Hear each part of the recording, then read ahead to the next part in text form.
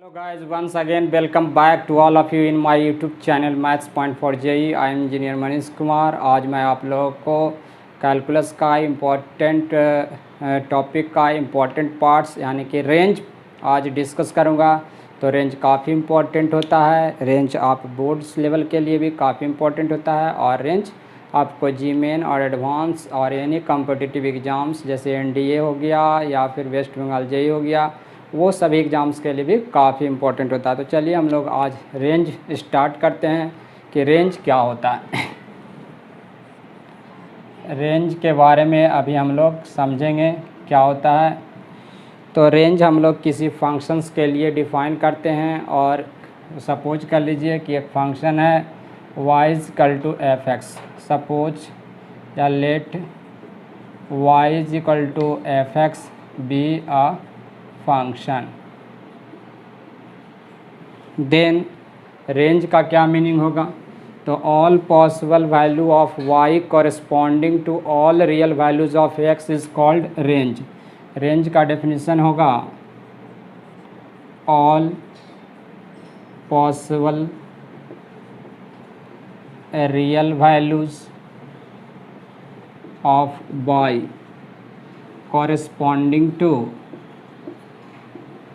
corresponding to all real values of x, that is domain। x क्या है? आपका function का डोमेन है।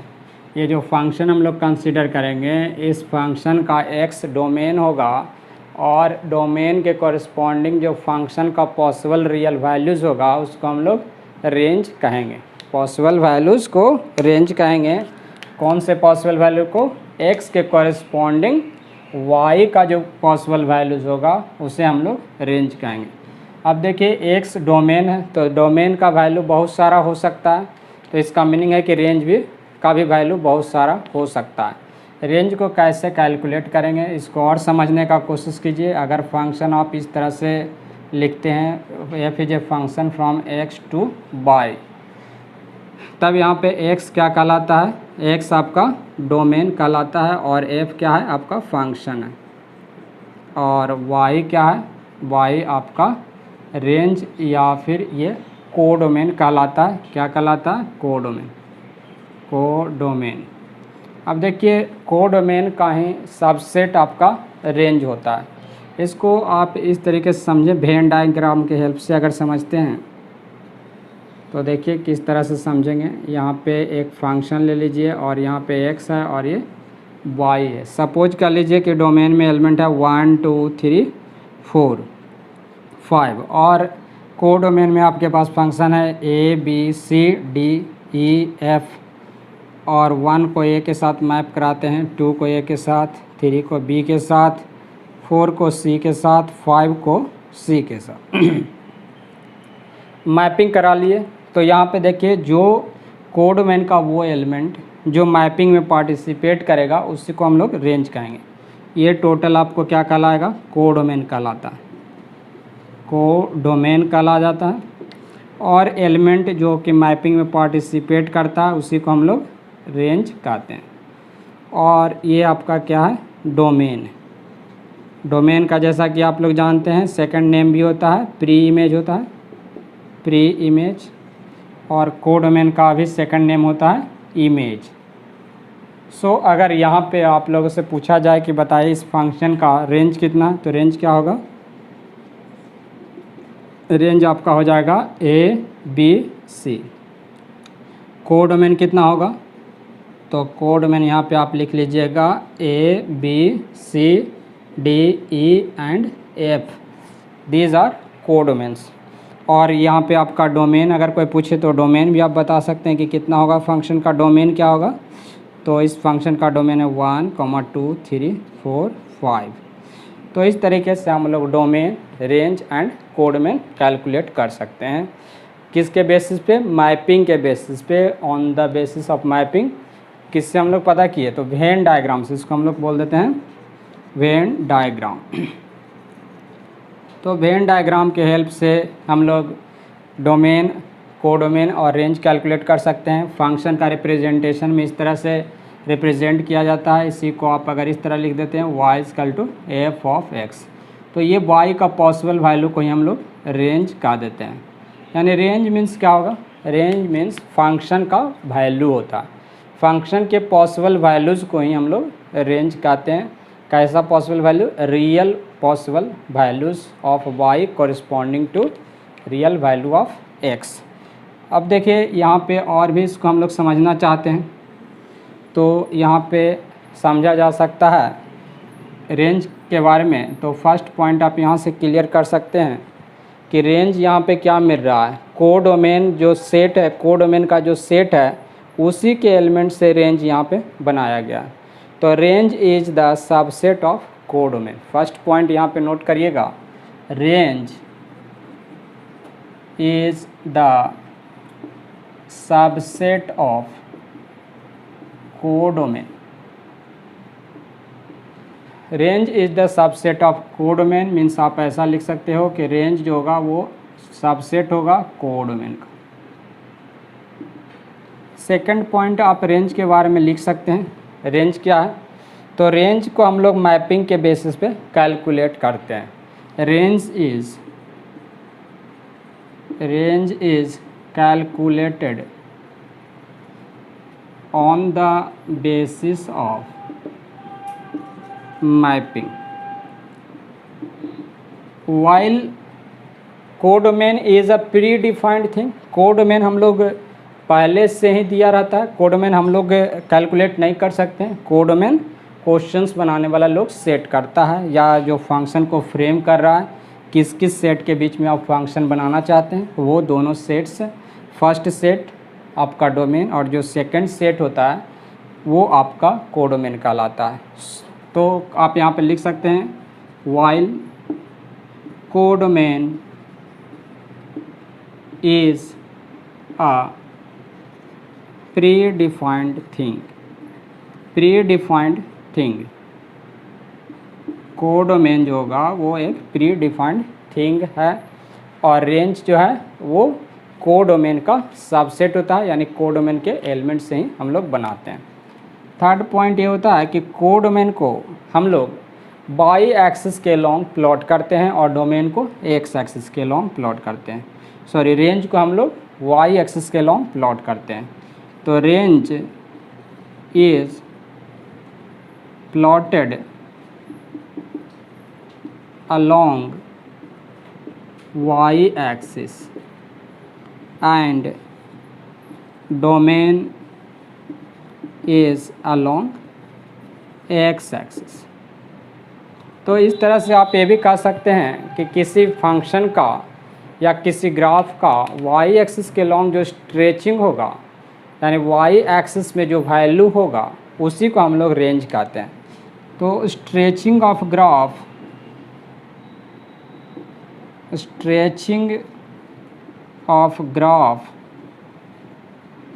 along y axis is termed as range।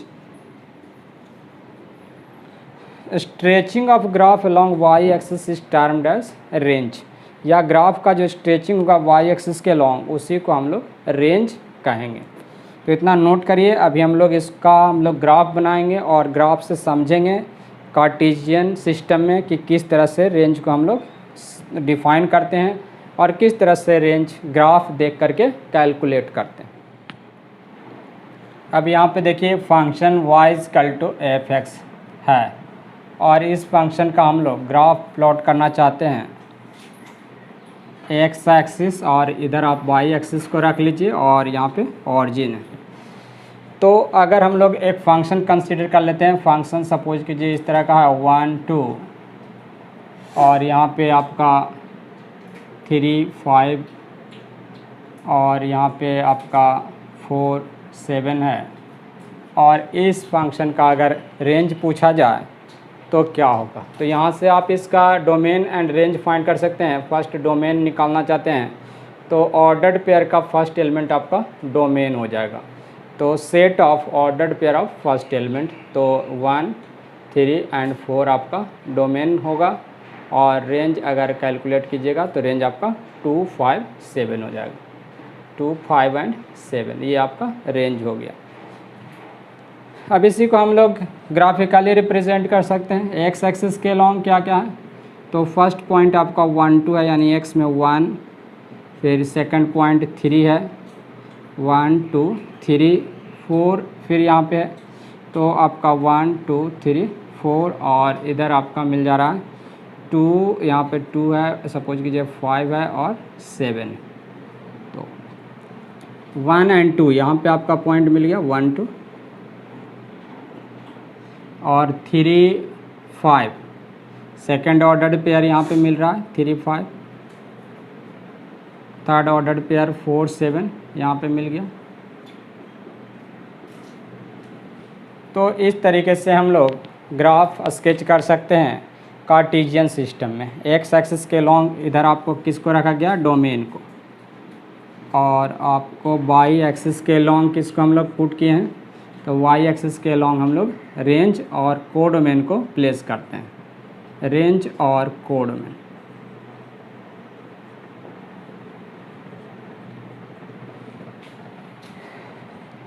अभी देखिए, अभी जो ग्राफ हम लोग स्केच किए हैं उसमें यहाँ पे रेंज और कोड डोमेन दोनों पॉइंट में मिल रहा है, यानी डिस्क्रीट वैल्यू दे रहा। कैसा वैल्यू दे रहा, डिस्क्रीट दे रहा, पॉइंट पॉइंट में। ये देखिए ग्राफ कंटिन्यूस भी हो सकता है, ऐसा भी ग्राफ आपको मिल सकता। तो ये देखिए अगर ऐसा ग्राफ है तो यहाँ पे रेंज का जो वैल्यू है, यानी वाई का जो वैल्यू है वो भी कंटिन्यूस है, यानी वो एक इंटरवल के फॉर्म में है। A1 to A2 यहाँ पे डोमेन है, और ये देखिए रेंज वाई का वैल्यू B1 मिनिमम है और मैक्सिमम यहाँ पे B2 है। तो ये देखिए इस वाई एक्सिस में हम लोग किसको रिप्रेजेंट करते हैं, रेंज को, और एक्स एक्सिस में किसको, डोमेन को। क्या कहा जाता है, stretching of graph along X axis is called domain, और stretching of graph along Y axis is called range. तो यहाँ पे रेंज क्या हो गया, रेंज का मीनिंग वाई का वैल्यू कहाँ से कहाँ तक वैरी कर रहा है, तो B1 से B2 तक वैरी कर रहा। सो यहाँ पे आप कह सकते हैं कि रेंज जो होगा वो कंटिन्यूअस है, यानी कि इंटरवल के फॉर्म में है। B1 से स्टार्ट होकर के कहाँ पे ख़त्म हो रहा है, B2 पे। सो यहाँ क्लोज इंटरवल B1 से B2 तक, कॉमा, इस तरीके का रेंज। डोमेन का बात करें तो डोमेन आप यहाँ पे लिख सकते हो, डोमेन वो क्या, A1 से A2 तक, A1 से A2 तक डोमेन है, और रेंज आपका B1 से B2 तक। तो हम लोग देख रहे हैं कि ग्राफ डिस्क्रीट कंटिन्यूस हो सकता है, या पीस वाइज कंटिन्यूस भी ग्राफ आपको मिल सकता है। जो थर्ड टाइप का ग्राफ मिलेगा वो देखिए कुछ इस टाइप का ग्राफ मिल सकता है, ऐसा मिला, फिर ग्राफ सपोज कीजिए ब्रेक हो गया, और फिर यहाँ से ग्राफ ऐसा हुआ, फिर ग्राफ यहाँ से इस तरह का हुआ। इस तरह से छोटे छोटे पीस में ग्राफ बटा हुआ रह सकता है, और हो सकता है कि इसमें बीच में कहीं डिस्क्रीट भी हो, सपोज करिए यहाँ पे एक पॉइंट, तो ग्राफ आपको इस टाइप से दिख सकता है। अब देखिए इसमें क्या है, यहाँ पे ऑरिजिन है, ये एक्स एक्सिस है, और ये आपका वाई एक्सिस। ये पॉइंट कहाँ पे है, तो सपोज कर लेते हैं A1 पे है, A1 से कहाँ पे, A2 तक गया है। फिर ये पॉइंट क्या है, तो ये मान लेते हैं A3 पॉइंट है, A3, और ये आपका A4, और ये पॉइंट आपका A5, और इसी टाइप से ये आपका A6, और इधर अगर आप आगे बढ़ते हैं तो A7 के तरफ बढ़ेंगे। ठीक है, तो इस तरीके से वाई के लॉन्ग देखिए क्या है, यहाँ पे B1, ये आपका B2, B3, B4, B5, B6, और ये आपका मिल गया B7। यहाँ पे हम लोग देख रहे हैं कि ग्राफ का जो वेरिएशन है वो किस तरह का है, स्मॉल इंटरवल, फिर एक पॉइंट, फिर स्मॉल इंटरवल, फिर पॉइंट, यानी कंटिन्यूस है, फिर ब्रेक हुआ तो पॉइंट में मिला, यानी कि piecewise continuous and discrete का मिक्सचर है। तो यहाँ पे अगर हम लोग लिखें कि क्या होगा इस फंक्शन का डोमेन और क्या होगा इसका रेंज। तो देखिए डोमेन आप इस तरह से लिखिएगा, इसका डोमेन क्या होगा इस फंक्शन का, a1 से a2 यूनियन, यहाँ पे एक पॉइंट a3 केवल मिल रहा है तो a3 पॉइंट, फिर यूनियन a4 से a5 union a6 to a7 ठीक इसी तरीके से अगर रेंज लिखेंगे तो क्या मिलेगा, रेंज वाई एक्सिस के अलॉन्ग ग्राफ का वेरिएशन b1 से b2, फिर b3, b4 से b5, b6 से b7। तो यहाँ पे आप लिख दीजिए उसको b1 से b2 comma union b3 union b4 to b5 union b6 to b7। तो ये देखिए इस तरह से हम लोग रेंज कैलकुलेट कर सकते हैं, रेंज निकाल सकते हैं। ग्राफ से हम लोग रेंज को समझ सकते हैं कि ग्राफ का जो वेरिएशन वाई एक्सिस के लॉन्ग होगा उसको हम लोग रेंज कहेंगे। तो रेंज आपका 3 टाइप से निकाला जा सकता है, यानी 3 टाइप का फंक्शन आपको जनरली मिलेगा। डिस्क्रीट मिल सकता है, कंटिन्यूस मिल सकता है, या फिर पीस वाइज कंटिन्यूस मिल सकता है, या piecewise continuous and discrete दोनों मिला करके फंक्शन को बनाया जा सकता है। तो जैसा फंक्शन होगा उसी के अकॉर्डिंग हम लोग रेंज कैलकुलेट करेंगे। बस only one point you have to keep in your mind, that is range is value of y corresponding to all real value of x, या कह सकते हैं कि वाई का वो वैल्यू जो डोमेन के कोरिस्पॉन्डिंग होगा। यानी आपको अगर रेंज कैलकुलेट करना है तो फर्स्ट आपको डोमेन कैलकुलेट करना ही पड़ेगा। याद नहीं भूलिएगा आप लोग, रेंज निकालने से पहले हम लोग डोमेन ज़रूर कैलकुलेट करेंगे, क्योंकि डोमेन के कोरिस्पॉन्डिंग जो वाई का वैल्यू मिलेगा उसी को हम लोग रेंज कहेंगे। कभी कभी क्या होता है कि स्टूडेंट लोग डायरेक्ट रेंज कैलकुलेट करने लग जाते हैं और डोमेन नहीं निकालते हैं, तो वहाँ पे क्या होता है कि उनका मिस्टेक हो जाता है। तो याद रखिएगा ऑलवेज फर्स्ट अगर रेंज कैलकुलेट करने के लिए दिया गया क्वेश्चन में तो फर्स्ट आप डोमेन फंक्शन का कैलकुलेट कीजिएगा। डोमेन कैलकुलेट करने के बाद ही उस फंक्शन का रेंज निकालना से नोट करें। और अब हम लोग प्रॉब्लम की तरफ बढ़ेंगे कि किस तरह से रेंज के प्रॉब्लम को सॉल्व करते हैं। यहाँ पे हम लोग देखेंगे कि किस तरह से रेंज कैलकुलेट करते हैं। सपोज कीजिए अभी हम लोग जो फंक्शन एज्यूम किए थे वो क्या है, y = f(x). अब इसका डोमेन फर्स्ट आपको कैलकुलेट करना है, तो let its domain equal to df, that is x का जो वैल्यू है वो क्या है, df। x का रियल वैल्यू जिसके लिए फंक्शन डिफाइन होना चाहिए वो df है। अब इसी df के कॉरस्पॉन्डिंग y का वैल्यू लिखना, तो आप कह सकते हैं कि रेंज का जो वैल्यू होगा यहाँ पे x के जगह पे df पुट कर दीजिएगा, तो f ऑफ df। तो इस तरीके से हम लोग रेंज कैलकुलेट कर सकते हैं। इम्पॉर्टेंट क्या हो जाएगा, डोमेन कैलकुलेट करना, और डोमेन कैलकुलेट करने के बाद जो x का वैल्यू मिलेगा उसी वैल्यू को फंक्शन में पुट कर देंगे तो रेंज मिल जाएगा। कितना सिंपल लगा कि नहीं, बहुत ही सिंपल लगा कि x का वैल्यू निकालिए, x का वैल्यू को फंक्शन में रख दीजिए, रेंज निकल जाएगा। लेकिन क्या सचमुच में रेंज कैलकुलेट करना इतना सिंपल है? नहीं। क्यों नहीं सिंपल है इतना? अब इसके पीछे क्या कारण है?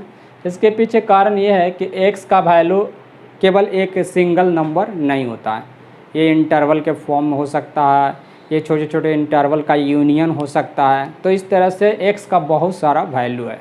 अब वो सभी वैल्यू पे y का करस्पॉन्डिंग वैल्यू कैलकुलेट करना जो कि ईजी टास्क नहीं है। तो इसके लिए क्या करें हम लोग, तो इसके लिए डिफरेंट फंक्शंस का एनालिसिस करना पड़ता है हम लोगों को। हर एक फंक्शंस का एनालिसिस करेंगे और हर एक टाइप के फंक्शंस का रेंज कैसे कैलकुलेट किया जाता है वो आप लोगों को समझना होगा। अगर आप लोग इस पॉइंट को क्लियर कर लेते हैं कि किस फंक्शन का रेंज कैसे निकाला जाता है तो आप लोगों को कभी भी रेंज कैलकुलेशन में प्रॉब्लम नहीं आएगी। तो चलिए अभी हम लोग देखते हैं फर्स्ट टाइप का फंक्शन। फर्स्ट टाइप का फंक्शन में हम लोग पोलिनोमियल का स्टडी करते हैं, पोलिनोमियल का रेंज कैसे निकालेंगे। तो यहाँ पे फर्स्ट हम लोग नोट करेंगे calculation of range of polynomial function. Range calculation of polynomial function.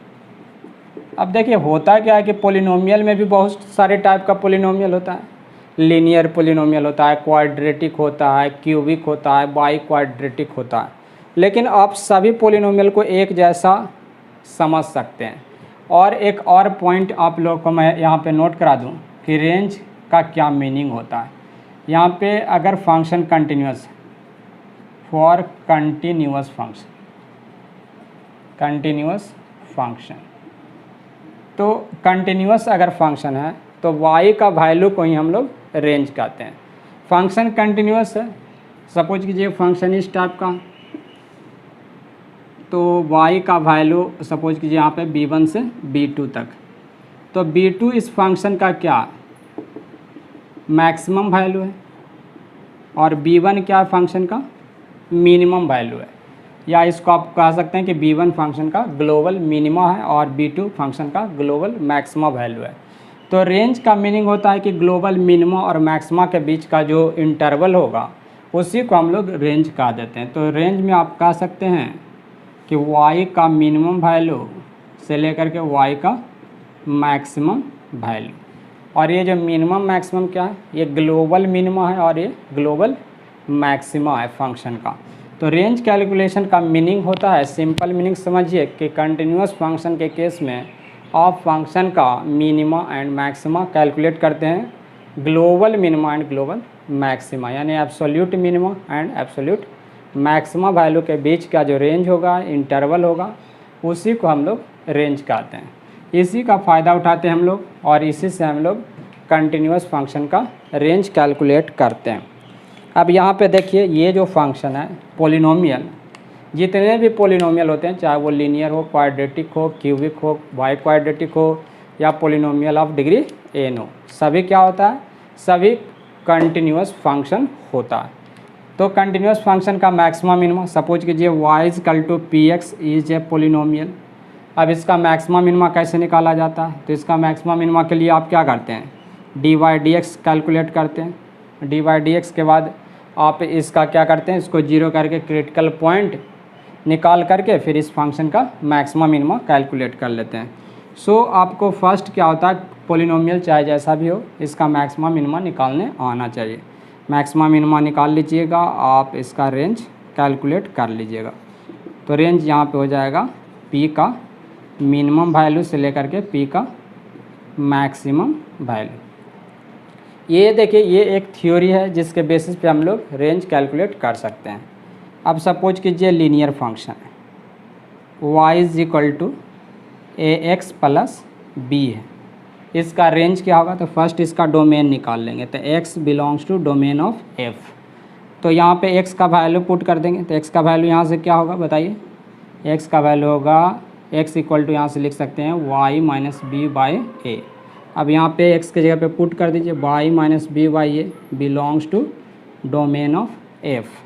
यहाँ से देखिए y का वैल्यू कैलकुलेट करेंगे, तो y belongs to b + a into domain of f। तो ये देखिए y का वैल्यू मिल गया, यानी रेंज मिल गया। देयरफॉर रेंज जो होगा यहाँ पे इस फंक्शन का वो क्या मिला, a into domain of f + b। तो इस तरीके से हम लोग इस फंक्शन का कैलकुलेट कर चुके हैं रेंज। तो रेंज मिल गया और ये आपका यहाँ से डोमेन जो था लीनियर फंक्शन था, x के सभी वैल्यू के लिए डिफाइन था, तो इसका जो डोमेन होगा वो एक रियल नंबर होगा। तो आप यहाँ से कह सकते हैं कि अगर डोमेन रियल नंबर है तो रेंज भी रियल नंबर होगा। तो लीनियर फंक्शन का रेंज रियल नंबर आपको मिलेगा। सेकंड टाइप का जो यहाँ पे आपका फंक्शन मिल रहा है क्वाड्रेटिक, तो अगर क्वाड्रेटिक है तो क्या करेंगे, क्वाड्रेटिक फंक्शन या क्वाड्रेटिक एक्सप्रेशन। क्वाड्रेटिक एक्सप्रेशन का अगर रेंज कैलकुलेट करना चाहें जैसे क्वाड्रेटिक एक्सप्रेशन ऐसा होता है y equal to ax² bx plus c। तो इसका रेंज क्या होगा? तो इसमें दो केस एराइज कर सकते हैं आप। केस वन में a अगर पॉजिटिव है, और केस 2 भी हम लोग देख सकते हैं। पहले फर्स्ट केस में देख लेते हैं। तो यहाँ पे केस 1 में आपका ग्राफ कैसा होता है क्वाड्रेटिक का? Open upward. और देख रहे हैं कि इसका जो मिनिमम वैल्यू है वो क्या है। तो यहाँ पे मिनिमम -dy/4a होता है, और मैक्स यहाँ पे कहाँ पे होता है? तो x का वैल्यू -b/2a पे होता है। और मैक्सिमम कितना होगा? तो ये चूँकि इन्फिनिटी तक जा रहा है तो मैक्सिमम इन्फिनिटी होगा। तो इस फंक्शन का रेंज जो होगा वो आप लिख सकते हैं -dy/4a से लेकर के मैक्सिमम, यहाँ पे पॉसिबल नहीं है, मैक्सिमम इन्फिनिटी है, सो लेस दैन इन्फिनिटी। इस तरीके से रेंज आप लिख सकते हैं। d का वैल्यू अगर लिखें तो d इस एक्सप्रेशन का डिस्क्रिमिनेंट है, जिसका वैल्यू b² - 4ac होता है। तो क्वाड्रेटिक एक्सप्रेशन का रेंज होता है a पॉजिटिव के लिए -d/4a टू इन्फिनिटी। इसी में केस 2 आप लिख सकते हैं। केस 2 में क्या होगा? जब a निगेटिव होगा, a निगेटिव होगा तो ग्राफ आप कैसा बनाइएगा? ओपन डाउनवर्ड ग्राफ होगा। इस तरह का ग्राफ मिलेगा आपको, और यहाँ पे -d/4a पे आपको मैक्सिमम मिलेगा, x का वैल्यू -b/2a पे, और मिनिमम आपका नीचे जा रहा है -इन्फिनिटी पे मिलेगा। सो यहाँ इस केस में जो आपको रेंज मिलेगा वो क्या मिलेगा? -इन्फिनिटी से लेकर के मैक्सिमम वैल्यू -d/4a। ये देखिए, इस तरीके से हम लोग क्वाड्रेटिक एक्सप्रेशन का रेंज बहुत ही ईजी वे में कैलकुलेट कर सकते हैं। बहुत ही ईजी है ये।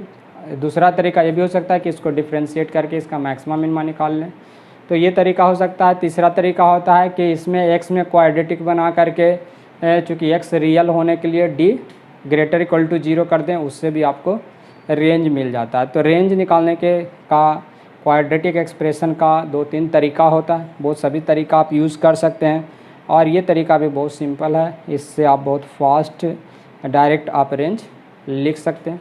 तो नेक्स्ट अगर क्यूबिक होगा तो उसको हम लोग डिफ्रेंशिएशन से बनाएंगे। क्वाड्रेटिक बाय क्वाड्रेटिक या पोलिनोमियल ऑफ डिग्री n होगा तो उसको हम लोग मैक्सिमम मिनिमम के तरीके से ही उसका मैक्सिमम मिनिमम निकाल करके उस फंक्शन का रेंज कैलकुलेट कर सकते हैं। यहाँ पे क्वेश्चन नंबर 1, रेंज फाइंड करना है y = x² + x + 1 का। इस फंक्शन का अगर रेंज कैलकुलेट करना चाहते हैं तो किस तरह से कैलकुलेट करेंगे? देखिए, ये क्वाड्रेटिक एक्सप्रेशन है, और यहाँ पे फर्स्ट हम लोगों को पता है कि रेंज कैलकुलेट करना है तो फर्स्ट क्या करना होता है? फर्स्ट हम लोग को डोमेन फाइंड करना होता है। डोमेन क्या होता है? x का वो रियल वैल्यू जिसके लिए फंक्शन डिफाइन होना चाहिए। तो यहाँ पे हम लोग देख रहे हैं कि x के सभी वैल्यू के लिए डिफाइन है, सो इट्स डोमेन जो होगा वो क्या है? रियल नंबर है। फंक्शन का डोमेन रियल नंबर है। अभी रेंज कैलकुलेट करना है, तो रेंज के लिए क्या था फार्मूला? चूँकि ये क्वाड्रेटिक है, a का वैल्यू 1 है जो कि पॉजिटिव है, d का वैल्यू यहाँ से निकाल लेते हैं, b² - 4ac -3 है। तो यहाँ पे ओपन अपवर्ड है, सो ग्राफ आपका कुछ इस टाइप से दिखेगा। तो यहाँ पे देख रहे हैं मिनिमम मिलेगा आपको, तो -d/4a टू इन्फिनिटी, ये आपका रेंज हो जाएगा। d का वैल्यू मालूम है, रख दीजिए -3, तो -3/4, a का वैल्यू यहाँ पे 1 है, टू इन्फिनिटी। इस तरीके से हम लोग फार्मूला के हेल्प से बहुत ही फास्ट इस फंक्शन का रेंज कैलकुलेट कर लिए। तो आई होप कि आप लोगों को समझ में आया होगा कि क्वाड्रेटिक फंक्शन का रेंज कितने इजी तरीके से, कितना आसान है निकालना, कितना इजी है। बहुत ही इजी वे में हम लोग फार्मूला के हेल्प से कैलकुलेट कर सकते हैं। चलिए सेकंड क्वेश्चन देखते हैं, जिससे आप लोग का कॉन्फिडेंस और ज़्यादा बढ़े, डेवलप हो। तो x² + 3x प्लस सपोज कीजिए 1 है। अब इस फंक्शन का रेंज कैलकुलेट करना, तो रेंज के लिए फर्स्ट हम लोग डोमेन फाइंड करते हैं। तो डोमेन इस फंक्शन का फिर से आपको रियल नंबर मिलेगा, क्योंकि ये भी एक क्वाड्रेटिक पोलिनोमियल x के सभी वैल्यू के लिए डिफाइन है। यहाँ पे a का वैल्यू -1 है जो कि निगेटिव है, d का वैल्यू निकाल लीजिए b² माइनस 4ac। यहाँ पे देख रहे हैं d का वैल्यू 13 आया। तो यहाँ पे ग्राफ अगर बना के देखिएगा, निगेटिव होने के कारण ग्राफ डाउनवर्ड बनता है। तो यहाँ पे हम लोग देख रहे हैं कि मिनिमम -इन्फिनिटी तक की तरफ जा रहा है। तो यहाँ जो रेंज होगा फंक्शन का वो क्या हो जाएगा, -इन्फिनिटी टू मैक्सिमम क्या होगा -d/4a। अब देखिए -इन्फिनिटी टू -13/4a का वैल्यू यहाँ पे -1 है। तो वैल्यू पुट कर दिए और मिल गया -इन्फिनिटी टू 13/4। तो इस तरीके से इस फंक्शन का भी रेंज हम लोगों को मिल गया। बहुत इजी था। फार्मूला पे रखिए और क्वाड्रेटिक एक्सप्रेशन का रेंज कैलकुलेट कीजिए। तो क्वाड्रेटिक का रेंज कैलकुलेशन तो आप लोगों को समझ में आ गया होगा। अभी हम लोग क्वाड्रेटिक के बाद क्यूबिक का भी हम लोग रेंज कैलकुलेट कर सकते हैं। चलिए एक क्यूबिक फंक्शन का एग्जांपल मैं यहाँ पे कंसीडर करता हूँ। यहाँ पे एक फंक्शन है y = क्वेश्चन नंबर 3। यहाँ क्या करना है, रेंज फाइंड करना, फाइंड रेंज। फंक्शन है y = 3x⁴ minus 4x³ plus -12x² plus 1। ये फंक्शन है। इस फंक्शन का हम लोगों को रेंज फाइंड करना।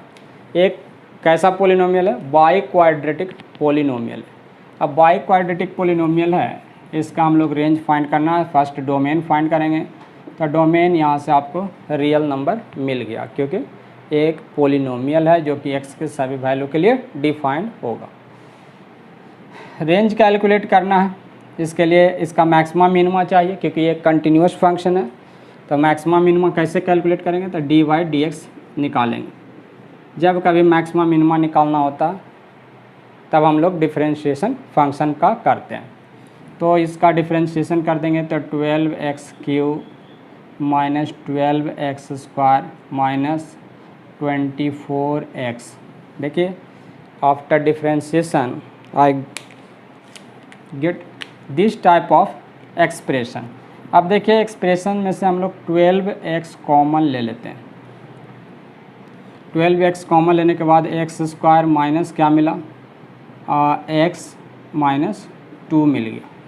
अभी इसको हम लोग फैक्टराइज करेंगे। फैक्टराइज करने के बाद क्या मिलेगा, x माइनस 1 x माइनस 2 और x प्लस 1।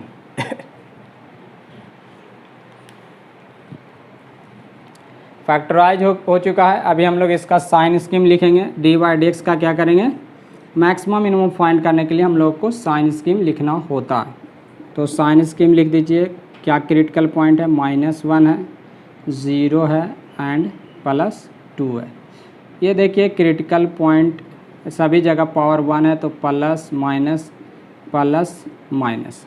ये देखिए साइन स्कीम लिख चुके हैं। साइन स्कीम से हम लोग को पता चला है कि यहाँ पे dy/dx माइनस से प्लस हो रहा है, यानी इस पॉइंट पे फंक्शन का वैल्यू मिनिमम मिलेगा। तो यह पॉइंट ऑफ मिनिमम है।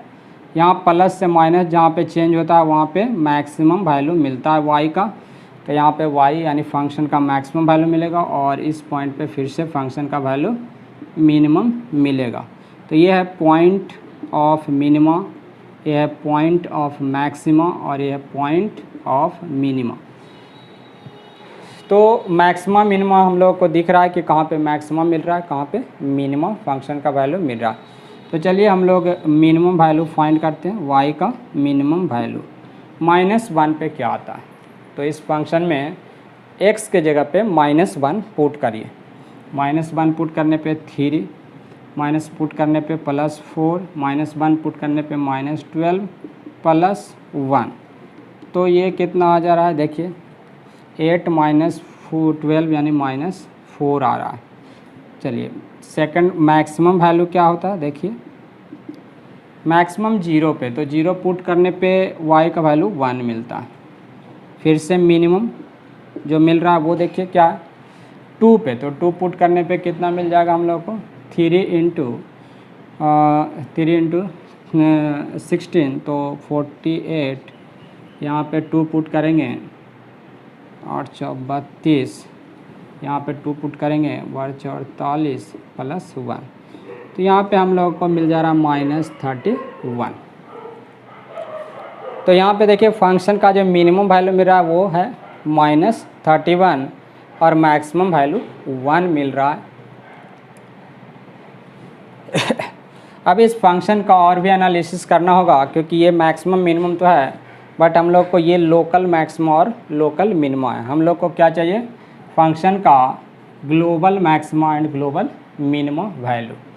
तो यहाँ पे देखिए अगर फंक्शन का एनालिसिस करें तो -इन्फिनिटी पे ये इन्फिनिटी की तरफ मूव करेगा, और इसके बाद यहाँ पे प्लस इन्फिनिटी पे भी फंक्शन का वैल्यू प्लस इन्फिनिटी मूव कर रहा है। तो यहाँ पे मिनिमम तो पता चल चुका है कि -31 होगा, बट मैक्सिमम वैल्यू +1 नहीं होगा, क्योंकि मैक्सिमम वैल्यू इसका क्या होगा, x का वैल्यू इन्फिनिटी पे इन्फिनिटी की तरफ टेंड करेगा। सो यहाँ पे रेंज का जो वैल्यू लिखना होगा वो होगा मिनिमम -31 और मैक्सिमम वैल्यू फंक्शन का इन्फिनिटी की तरफ टेंड करा। So its range is -31 to infinity. यहाँ पे अगर 1 यहाँ पे लिख देंगे तो ये गलत होगा। क्यों गलत होगा, क्योंकि फंक्शन कुछ इस टाइप से देखिए मूव कर रहा है। यहाँ पे क्रिटिकल पॉइंट है -1, 0 एंड 2। 1 पे फंक्शन का वैल्यू मिनिमम है, मिनिमम कितना है 1 पे, -4 है। तो अगर ग्राफ बनाइएगा तो कुछ इस टाइप का ग्राफ बनेगा फंक्शन का। देखिए यहाँ -इन्फिनिटी पे प्लस इन्फिनिटी, फिर -1 पे मिनिमम, 0 पे 1, 0 पे मैक्सिमम मिल रहा है, 1 मिल रहा है। तो इस टाइप से फिर आपका 2 पे मिनिमम -31 और फिर इन्फिनिटी पे इन्फिनिटी मिल रहा है। तो ये देखिए ग्राफ कुछ इस टाइप का, ये आपका -31 है, ये आपका -4 है और ये आपका +1 है। सो ग्राफ देख करके क्लियर हो चुका होगा कि मिनिमम वैल्यू -31 है और मैक्सिमम ग्राफ का वैल्यू इन्फिनिटी की तरफ मूव कर रहा है। सो रेंज का क्या मीनिंग होता है, फंक्शन का वैल्यू यानी stretching of graph along Y axis. तो ये ग्राफ कहाँ से कहाँ तक वाई एक्सिस के अलोंग वेरी कर रहा है। तो ये ग्राफ मिनिमम -31 से मैक्सिमम ये वाई में इन्फिनिटी की तरफ मूव कर रहा है। सो इसका मिनिमम वैल्यू यानी इसका जो रेंज होगा वो -31 से कहाँ तक जाएगा, ऊपर में इन्फिनिटी तक जाएगा। जबकि अगर हम लोग डायरेक्ट लिख दें कि मिनिमम -31 और मैक्सिमम 1 के बीच में होगा, तब आप इतना अगर इंटरवल लिखेगा तब बाकी सारा रेंज में से मिसिंग हो जाएगा और आपका रेंज कैलकुलेशन जो होगा वो पूरी तरह से रॉन्ग हो जाएगा। तो ऐसा मिस्टेक नहीं करना है, ध्यान रखना है आपको कि रेंज का मीनिंग मैक्सिमम मिनिमम नहीं होता है। रेंज का मीनिंग क्या होता है, ग्राफ का स्ट्रेचिंग अलोंग वाई एक्सिस या वाई का वो सभी वैल्यू जो एक्स के कोरिस्पॉन्डिंग मिलता है। तो रेंज और मैक्सिमम मिनिमम में थोड़ा बहुत डिफरेंस है, और डिफरेंस बस इतना ही है कि रेंज का मीनिंग वाई का ऑल पॉसिबल वैल्यू होता है। इस क्वेश्चन से आपको पूरी तरह क्लियर हो रहा है कि रेंज का मीनिंग क्या होता है। नेक्स्ट क्वेश्चन की तरफ मूव करेंगे। क्वेश्चन नंबर 4 की तरफ अगर मूव करें और देखें तो पॉलिनोमियल फंक्शंस का भी हम लोग रेंज निकालने के लिए सीख चुके हैं, समझ चुके हैं। लेकिन अगर मान लीजिए कि कभी कभी इस तरह का पॉलिनोमियल दिया हुआ, सपोज कीजिए क्वाड्रेटिक पॉलिनोमियल ही है, तो जैसा कि मैं बता चुका हूँ कि पॉलिनोमियल फंक्शन का रेंज आप कई तरीके से फाइंड कर सकते हैं। अभी इस फंक्शन का देखिए जो सेकंड तरीका ये होगा कि इसका डोमेन फर्स्ट मालूम कर लेंगे। तो डोमेन इसका क्या है, तो रियल नंबर है। तो डोमेन आपको मिल चुका है कि रियल नंबर है। अब एक्स में आप क्वाड्रेटिक बना लीजिएगा। तो एक्स में क्वाड्रेटिक बनाने के बाद क्या मिलेगा, देखिए bx + c - y = 0, इस टाइप का इक्वेशन मिलता है। और यहाँ से पता चल जाता है हम लोगों को कि x जो है वो रियल नंबर है, since x belongs to real number. अगर x रियल नंबर है तो इसका डिस्क्रिमिनेंट क्या होगा, तो d आप लोग को पता है कि x रियल होता है तो d पॉजिटिव होता है। तो डी को हम लोग ग्रेटर इक्वल टू 0 कर देते हैं तो यहाँ से मिल जाता है बी स्क्वायर माइनस 4ac, और फिर यहाँ से देखिए मिल जाता है B square minus 4ac plus 4ay greater than equal to 0। और तब यहाँ से हम लोग इसको बोल देते हैं कि डी है डिस्क्रिमिनेंट है plus 4a into Y greater equal to 0, और तब यहाँ से मिलता है 4ay greater equal to minus D. अब देखिए यहाँ से दो केस आपको मिलेगा। केस क्या मिलेगा, अगर a पॉजिटिव है तो ये पॉजिटिव है तो ये को हम लोग डायरेक्ट डिवाइड करेंगे, इनइक्वलिटी चेंज नहीं करेंगे, तो y ग्रेटर इक्वल टू हो जाएगा माइनस डी बाई 4a। और अगर a निगेटिव है तो क्या होगा, a से डिवाइड करेंगे तो इनइक्वलिटी आपका चेंज हो जाएगा, तो लेस देन इक्वल टू हो जाएगा माइनस डी बाई 4a। इस तरीके से अगर आप देखते हैं कि a पॉजिटिव है, यानी अगर ये ग्राफ बनाएंगे तो ओपन अपवर्ड ग्राफ मिलेगा, और इस केस में y का यहाँ पे देख रहे हैं value minus D by 4a से ज़्यादा होगा, यानी y का मिनिमम मिल रहा है। सो यहाँ पे आप लोग कह सकते हैं कि रेंज जो फंक्शन का होगा वो क्या होगा, minus D by 4a to infinity तक होगा, क्योंकि यहाँ पे आप देख सकते हैं कि x का मैक्सिमम वैल्यू इन्फिनिटी पे इन्फिनिटी मिलेगा। तो मैक्सिमम वैल्यू यहाँ पे नॉट डिफाइंड है बट इन्फिनिटी की तरफ टेंड कर रहा है। सो आप यहाँ पे लिख सकते हैं कि मैक्सिमम इन्फिनिटी तक टेंड करेगा, so range minus D by 4a to infinity. और यहाँ पे देख रहे हैं y का वैल्यू इससे कम होगा, यानी ये मैक्सिमम है, तो यहाँ पे जो रेंज मिल जाएगा वो आपको मिल जा रहा है minus infinity to maximum minus D by 4a है। तो जब a का वैल्यू निगेटिव होता है तो उस केस में आपको maximum minus D by 4a, और ये पॉजिटिव था minimum minus D by 4a होता है। और इस तरह से हम लोग a पॉजिटिव हो या निगेटिव हो, दोनों कंडीशन में हम लोग क्वाड्रेटिक एक्सप्रेशन का रेंज कैलकुलेट कर पाते हैं। तो यहाँ पे हम लोग तो समझ चुके हैं कि क्वाड्रेटिक फंक्शन होगा, क्वाड्रेटिक एक्सप्रेशन होगा, और ये पॉजिटिव होगा या निगेटिव होगा। वैसे सिचुएशन में हम लोग इस फंक्शन का डोमेन और रेंज कैलकुलेट कर पाएंगे।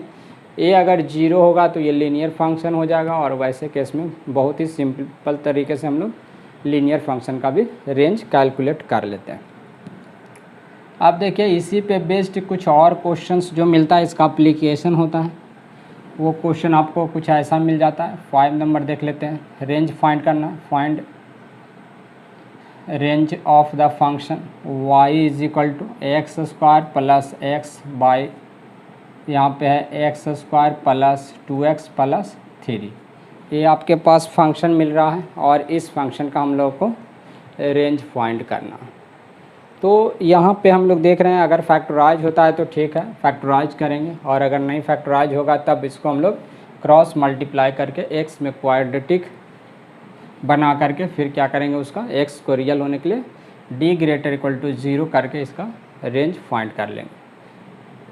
फर्स्ट यहाँ पे हम लोग इसको सिंप्लीफाई करने का कोशिश करेंगे, x प्लस 1, और ये फैक्टराइज होगा कि नहीं। तो यहाँ पे देख रहे हैं कि ये फैक्टराइज नहीं होगा, क्योंकि इसको हम लोग लिख सकते हैं x प्लस 1 का होल स्क्वायर प्लस 2, जो कि ऑलवेज पॉजिटिव है, यानी डिनोमिनेटर कभी भी 0 नहीं होगा। तो ये भी कह सकते हैं कि x के सभी वैल्यू पे ये डिफाइंड होगा।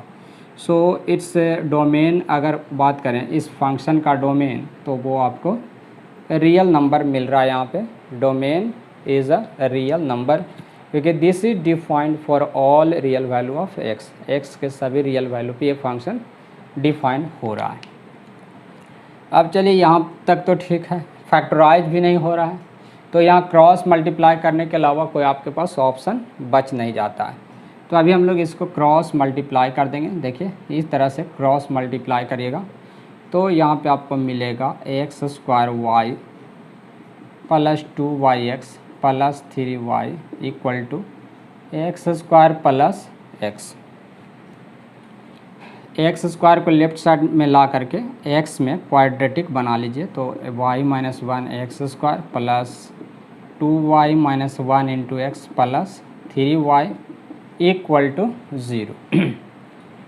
तो इस टाइप का हम लोग को फंक्शन मिल रहा है, जो कि कैसा फंक्शन है, जो कि एक एक्स में क्वाड्रेटिक इक्वेशन है। अब इस इक्वेशंस में हम लोग को पता है कि डोमेन यानी एक्स का वैल्यू रियल नंबर है, तो आप यहाँ पे लिख सकते हैं since X belongs to real number, therefore आप कह सकते हैं कि इसका रूट चूँकि रियल नंबर है, एक्स मीन्स इस इक्वेशन का रूट रियल नंबर है, so its discriminant must be greater than equal to 0। अब देखिए डिस्क्रिमिनेंट को ग्रेटर दैन इक्वल टू 0 करते हैं और आपको मिल जाता है 2y - 1 का whole square minus 4ac greater equal to 0। अभी इसको और हम लोग फर्दर सिंप्लीफिकेशन करें तो क्या मिलता है देख लीजिए, यहाँ पे 4y² minus 4y plus 1 minus यहाँ से मिल जाता है हम लोग को 12y² प्लस मिल जाता है 12y greater than equal to 0। और यहाँ पे क्या है, यहाँ पे हम लोग को मिल जा रहा है -8y² प्लस 8y और plus 1 greater than equal to 0। अभी देखिए y में भी हम लोग को क्वाड्रेटिक इनइक्वलिटी मिल रहा है, यहाँ पे क्वाड्रेटिक है और इनइक्वलिटी है। और यहाँ से अगर हम लोग बात करें तो यहाँ पे आप लिख सकते हैं 8y² minus 8y minus 1 minus से मल्टीप्लाई कर दीजिए, इनइक्वलिटी चेंज हो जाएगा, लेस देन इक्वल टू 0 मिल जाता। अभी यहाँ से हम लोग y का वैल्यू फाइंड करेंगे तो y का वैल्यू क्या मिल जाएगा, -b plus minus b² minus 4ac, तो यहाँ पे बाई 2a जो इस इनइक्वलिटी का रूट मिल रहा है वो क्या मिल रहा है देखिए 2a के जगह पे 8 है, तो यहाँ पे आ जा रहा है 8 प्लस माइनस यहाँ पे कुछ कॉमन है, उसको अगर हम लोग कॉमन ले लेते हैं तो क्या आ जाता है कॉमन देख लीजिएगा, 8 चौक 32, यहाँ पे हम लोग 16 कॉमन ले सकते हैं तो 4 और यहाँ पे हो जाता है 4 और यहाँ पे 2 बाई यहाँ पे 16, तो यहाँ पे आपको मिल जाता है 4 कॉमन लेके कैंसिल कर दीजिए तो 2 प्लस माइनस √6/4 4 जा 16। तो इस तरह से यहाँ पे y का 2 वैल्यू मिल रहा है, बट ये इक्वेशन नहीं है, ये एक इनइक्वलिटी है। इनइक्वलिटी को कैसे सॉल्व करते हैं तो साइन स्कीम लिख लेंगे, रूट्स को आप नंबर लाइन पे रिप्रेजेंट कर लेंगे।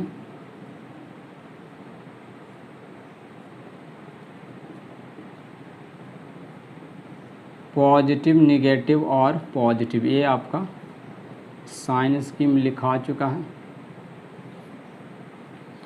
तो साइन स्कीम हम लोग को लिखने के बाद हम लोग को पता चल रहा है कि ये एक्सप्रेशन 0 या 0 से कम होना चाहिए, यानी निगेटिव या 0 होना चाहिए, उसी के लिए y का वैल्यू फाइंड करना। तो देख रहे हैं कि y का वैल्यू यानी कि ये एक्सप्रेशन निगेटिव इस इंटरवल में होगा। सो यहाँ पे कह सकते हैं कि y belongs to 2 minus √6/4 to 2 plus √6/4 होगा। सो यहाँ पे y का वैल्यू मिल चुका है, किसके लिए, x को रियल होने के लिए, और x के सभी रियल वैल्यू पे जो y का वैल्यू मिलता है उसी को हम लोग रेंज कहते हैं। सो ये आपका रेंज हो जाएगा, देयरफॉर आप कह सकते हैं कि range of this function is equal to interval के फॉर्म में 2 माइनस √6/4 टू 2 प्लस √6/4 होगा। तो यही देखिए रेंज निकल गया है, यानी ये एक ऐसा एक्सप्रेशन था जिसमें हम लोग क्वाड्रेटिक के कंसेप्ट को यूज़ किए।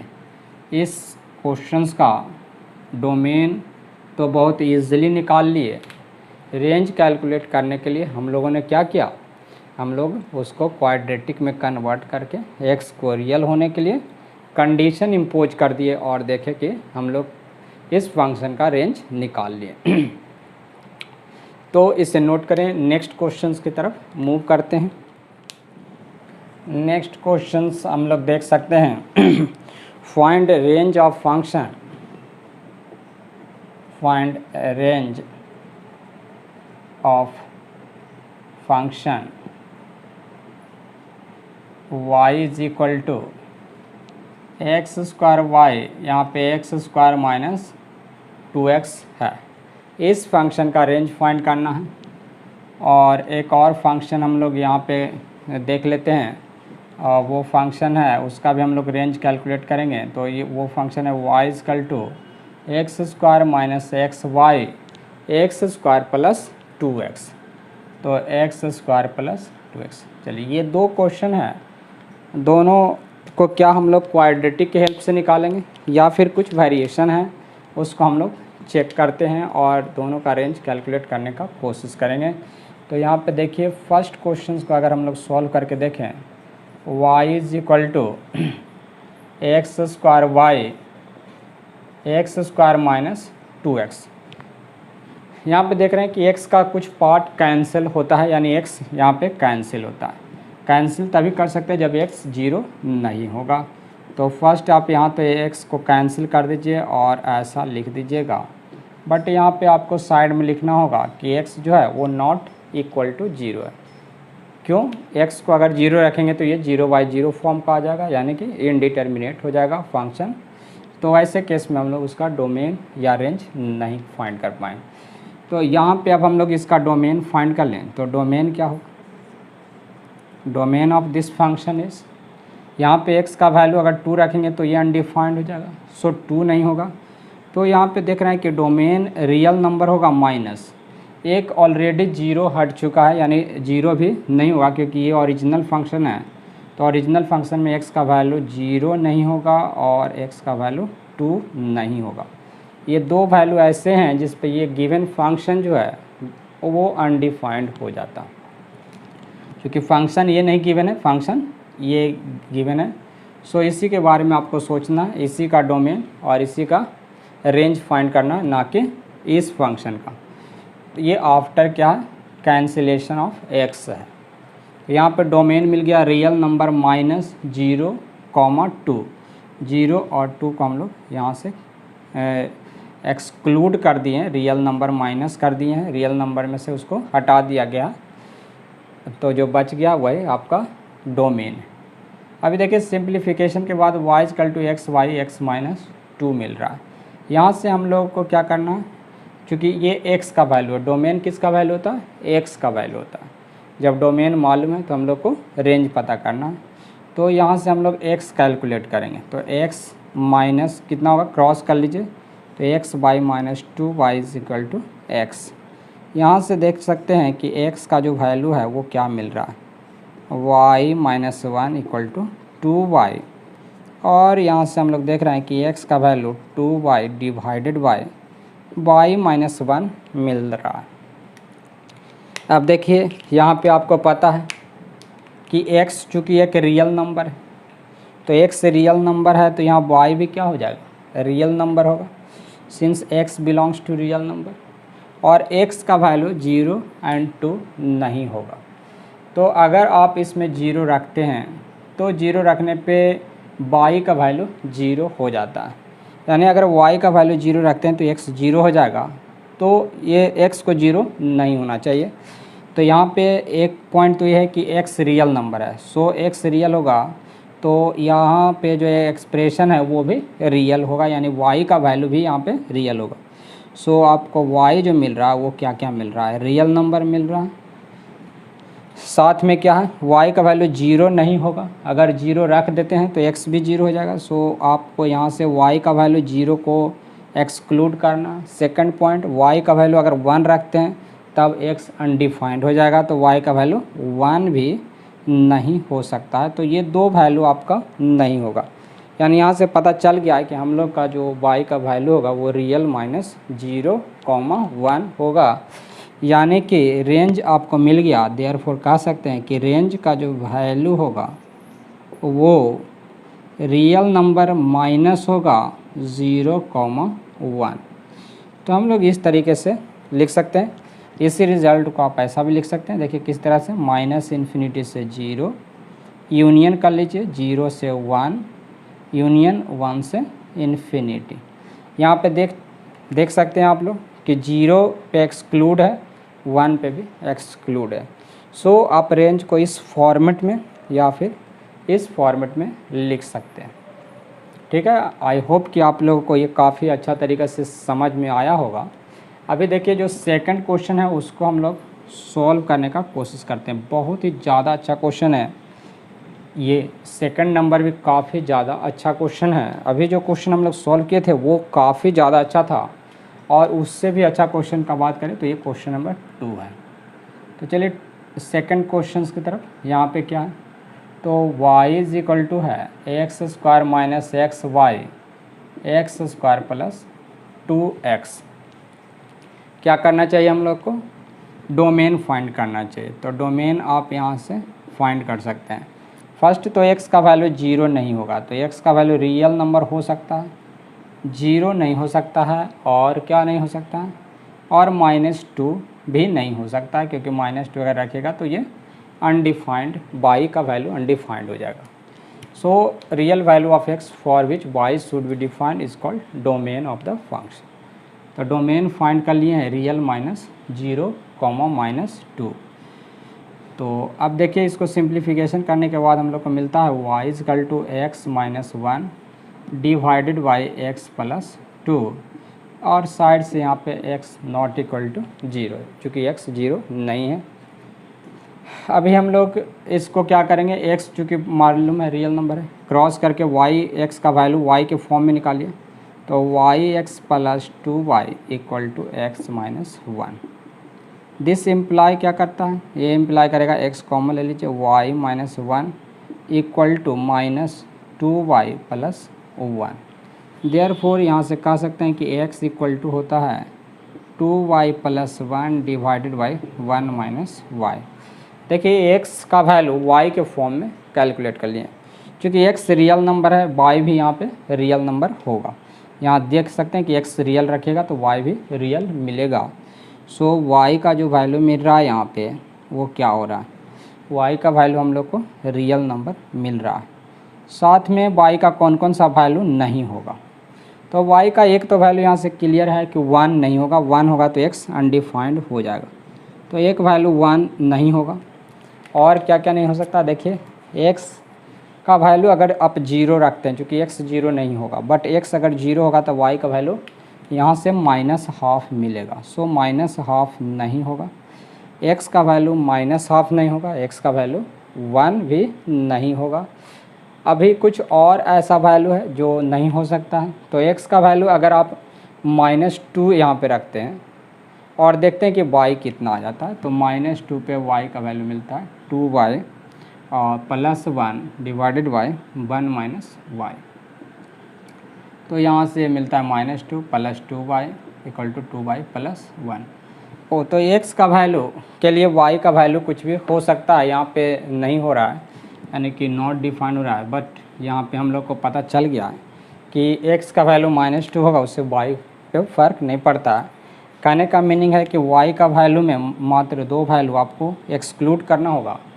फर्स्ट वैल्यू -12, चूँकि एक y का वैल्यू -12 रखेंगे तो x 0 हो जाएगा, जो कि नहीं होना चाहिए। सेकंड y का वैल्यू 1 नहीं होना चाहिए, क्योंकि अगर 1 रखते हैं y का वैल्यू तो x आपको अनडिफाइंड मिलेगा। और अगर y का x का वैल्यू -2 रखते हैं भी हैं यहाँ पे, तो वहाँ पे आपको y का वैल्यू वहाँ से नहीं निकाल पाते हैं, क्योंकि उससे y का वैल्यू पे फ़र्क नहीं पड़ता है। सो हम लोग कह सकते हैं कि y का जो वैल्यू होगा वो एनी रियल नंबर होगा एक्सक्लूडिंग -12 एंड 1। सो आप यहाँ पे इजीली लिख सकते हो कि रेंज कितना हो जाएगा, रेंज इज इक्वल टू हो गया रियल नंबर एक्सक्लूडिंग -12 प्लस 1।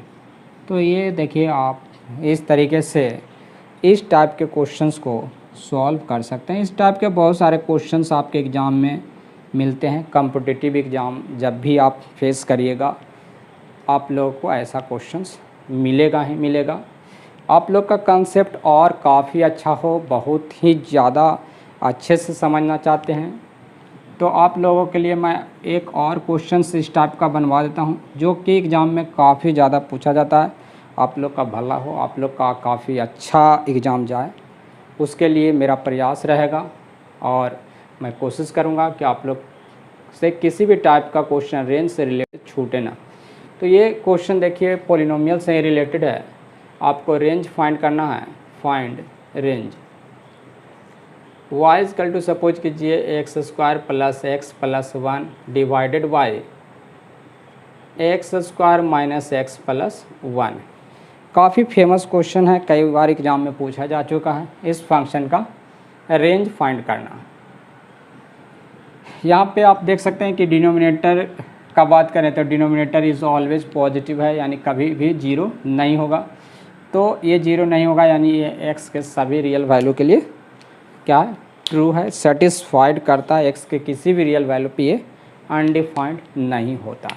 सो आप यहाँ से कह सकते हैं कि इसका जो डोमेन होगा वो एक रियल नंबर होगा। तो डोमेन तो मालूम चल गया कि रियल नंबर होगा। अब जब डोमेन पता चल गया है तो क्रॉस मल्टीप्लाई करके क्या करेंगे हम लोग, एक्स में क्वाड्रेटिक लाएंगे। तो X square Y minus X Y plus Y equal to X square plus X plus 1। यहाँ पे क्या करेंगे, एक्स स्क्वायर को लेफ्ट साइड में ले आइए और क्वाड्रेटिक बनाइए। तो एक्स स्क्वायर वाई माइनस 1 और यहाँ पे एक्स को इधर ले आइएगा लेफ्ट साइड में, तो आपका आ जाएगा Y plus 1 into X plus Y minus 1 equal to 0। चलिए ये तो ठीक है, आपको मिल गया यहाँ पे 0। अब चूँकि x क्या है, since x belongs to real number, therefore आप कह सकते हो कि d ग्रेटर इक्वल टू 0 होगा। तो यहाँ पे d मालूम चल चुका है कि d का वैल्यू क्या होगा, ग्रेटर इक्वल टू 0 होगा। क्योंकि x जो है वो रियल नंबर है। तो b स्क्वायर, तो b का जगह पे y प्लस 1 का होल स्क्वायर माइनस 4a के जगह पे y माइनस 1 और c के जगह पे भी y minus 1। So y minus 1 greater equal to 0। देखिए यहाँ पे हम लोग इसको सिंप्लीफाई करते हैं तो y प्लस 1 का होल स्क्वायर माइनस यहाँ पे 2y माइनस 1 का होल स्क्वायर आ रहा है greater equal to 0। A square minus B square पे इसको आप ब्रेक कर सकते हो, तो ब्रेक कर दो तो y प्लस 1 अब प्लस हो जाएगा 2y minus 2 into Y plus 1 minus 2y plus 2 greater than equal to 0।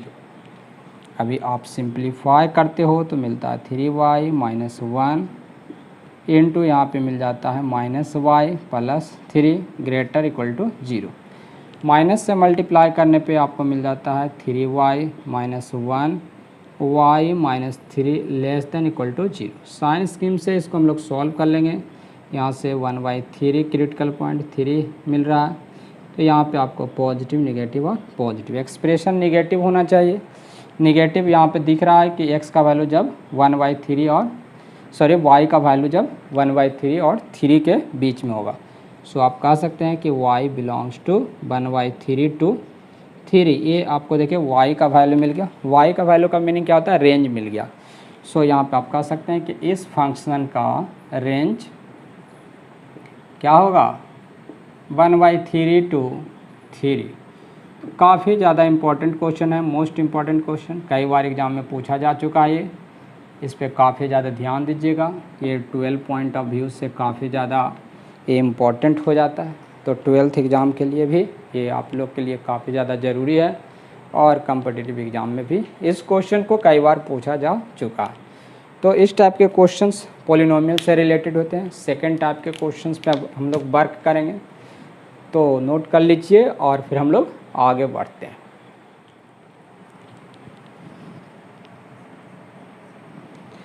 Next type का क्वेश्चंस हम लोग डिस्कस करेंगे और नेक्स्ट टाइप का क्वेश्चंस में मैं आप लोग को बताऊंगा कि किस तरह से ट्रिगोनोमेट्रिकल फंक्शंस का रेंज हम लोग कैलकुलेट करते हैं। तो यहाँ पे देखिए रेंज ऑफ ट्रिगोनोमेट्रिकल फंक्शन,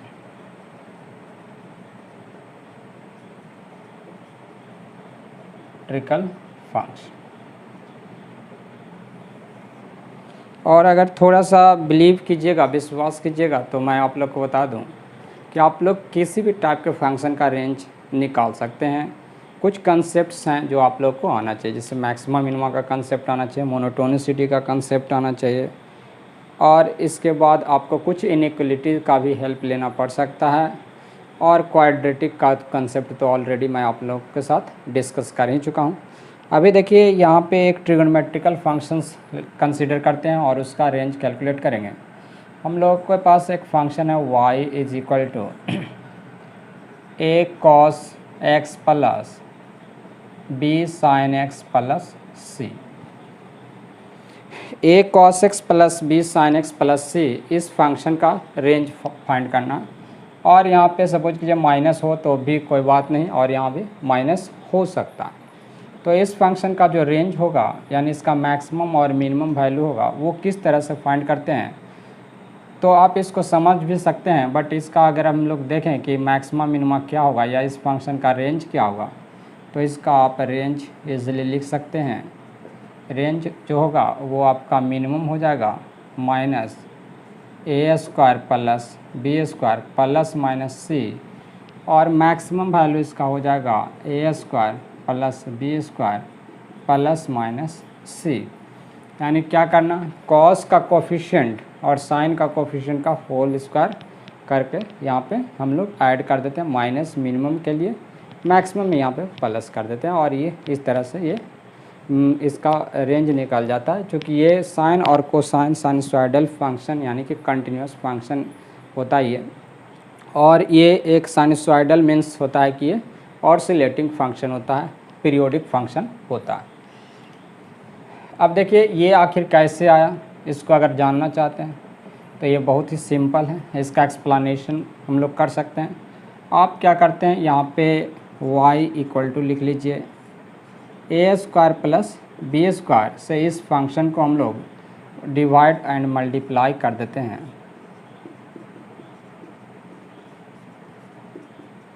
तो कुछ इस टाइप का मिलेगा।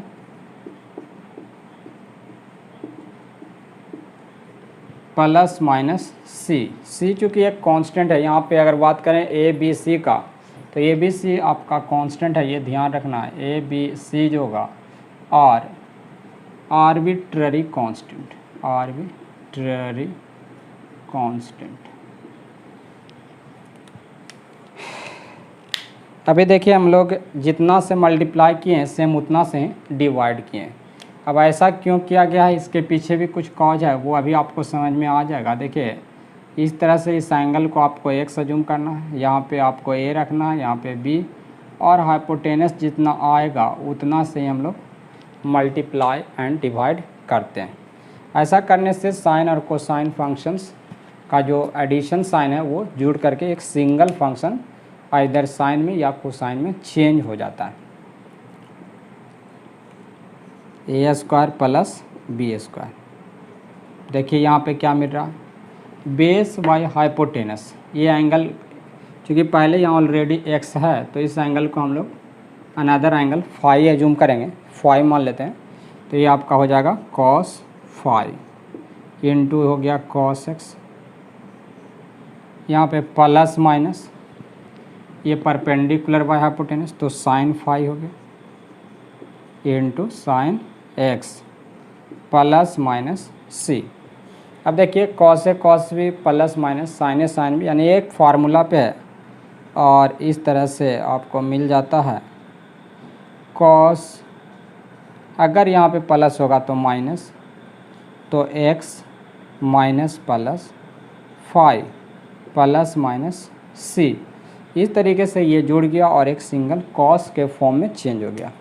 अब आप सभी को मालूम है कि कॉस का मैक्सिमम वैल्यू 1 मिनिमम -1 होता है। सो यहाँ पे y का मिनिमम कैलकुलेट करना है तो कॉस के जगह पे -1 पुट कर देंगे। सो ये -1 हो जाएगा, minus A square plus B square plus minus C. और अगर मैक्सिमम फाइंड करना है तो मैक्सिमम के लिए कॉस का वैल्यू 1 रख दीजिएगा, तो आ जाएगा A square plus B square plus minus सी।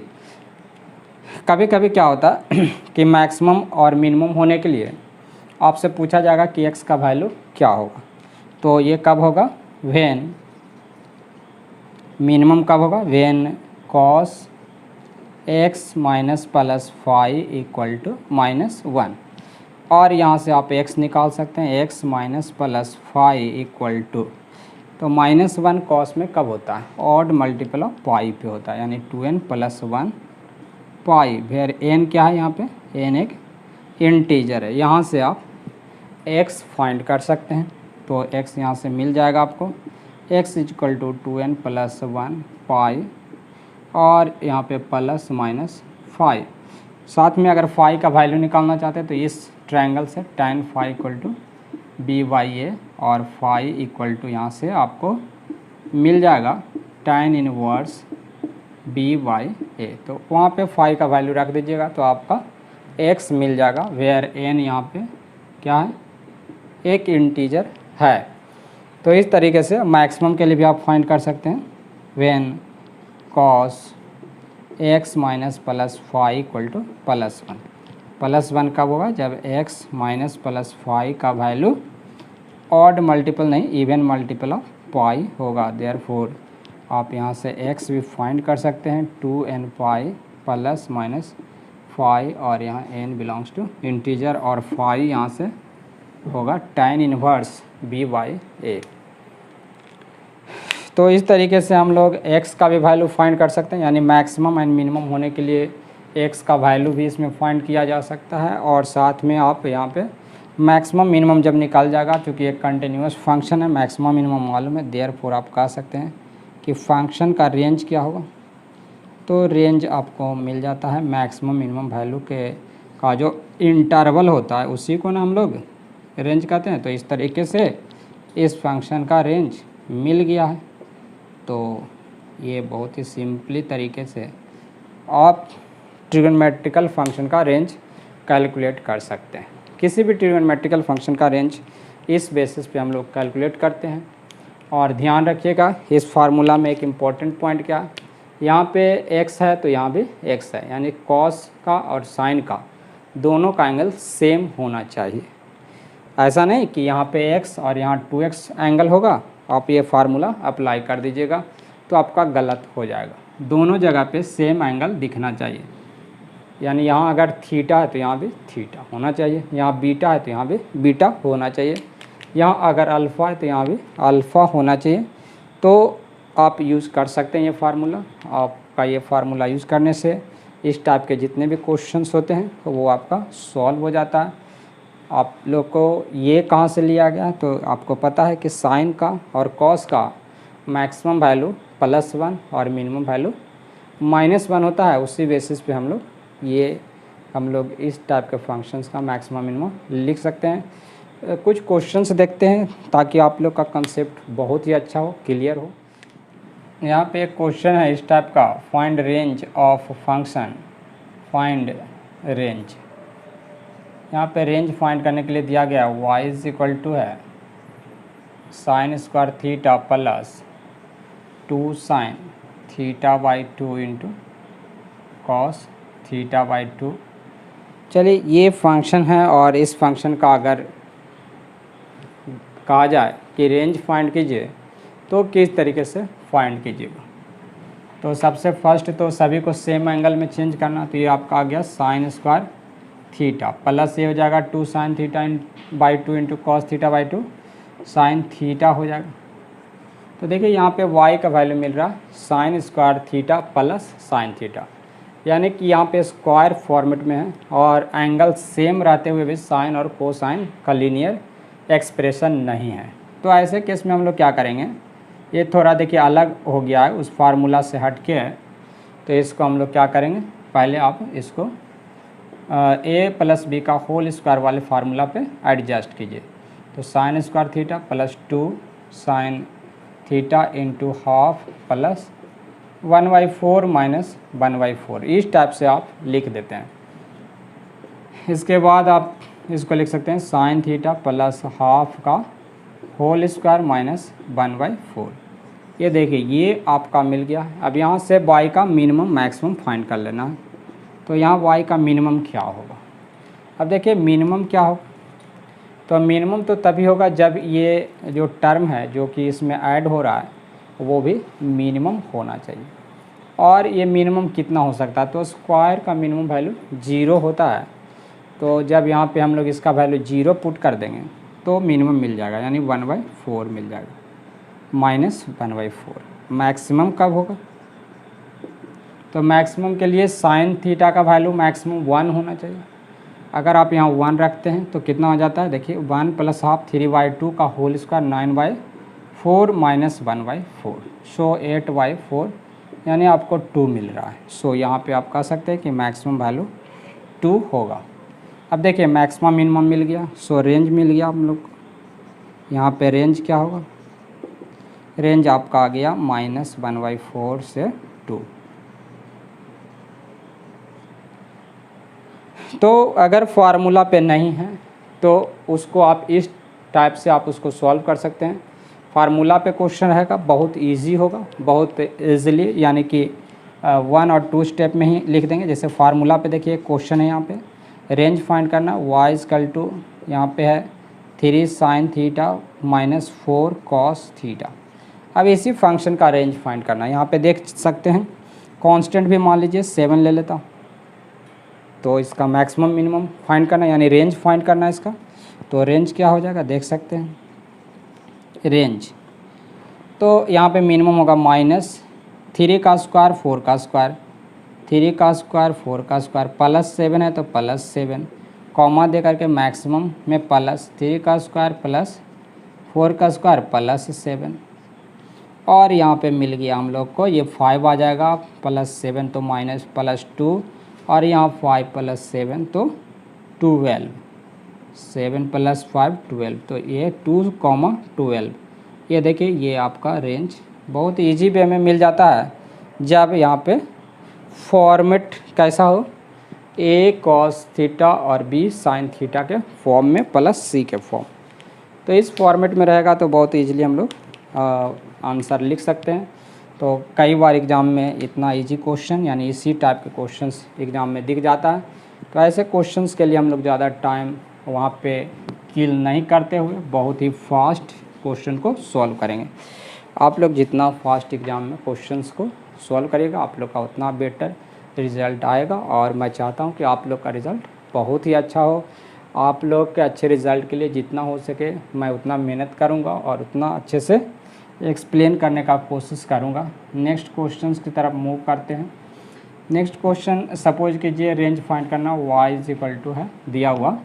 ये देखिए काफ़ी ज़्यादा अच्छा क्वेश्चन यहाँ पे मिलता है हम लोग को। 2 sin थीटा प्लस यहाँ पे है मान लीजिए 2 sin थीटा प्लस यहाँ पे दिया गया है 3 cos थीटा, अब प्लस मान लीजिए यहाँ पे 10 है।